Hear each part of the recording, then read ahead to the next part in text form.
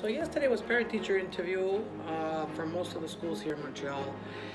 And of course I volunteered to serve the staff at Lester B. Pearson High School because they couldn't go home for supper.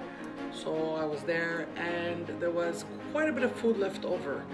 And although we were asked to bring some home, I couldn't bring it all home.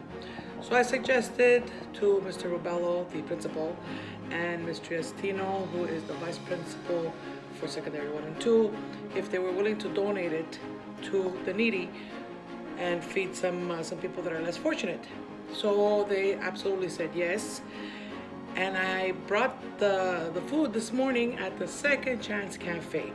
Guys, this cafe has been around. It's gonna make 20 years in January that it's been around, and it's helping people through donations. You can bring your clothes, you can bring food. They take cooked food, so it's a very good thing because not everybody takes cooked food, but they take the cooked food and they feed those who don't have the means to buy a meal or cook their own meal. They have a very difficult situation in their life. So I encourage you all to donate clothes, food, what have you. They'll take it all. And let's spread some positivity. Let's give back to the community. And let's be grateful for what we have and help those that have less.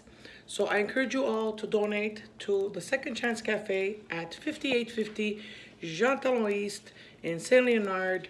The people there are very warm, very welcoming, and very grateful. So that being said, let's make this go viral and let's give back to the community. It's a good feeling inside. Let's share and be good to one another.